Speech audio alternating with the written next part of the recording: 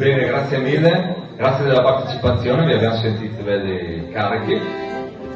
E bene, come vi dicevamo abbiamo finito un po' quello che è il profano, la parte folcloristica pura, ora ci divertiamo a passare a quelle natalizie, quindi una bella carrellata di canzoni di Natale. Ok, partiamo con la prima che si intitola Attorno all'albero.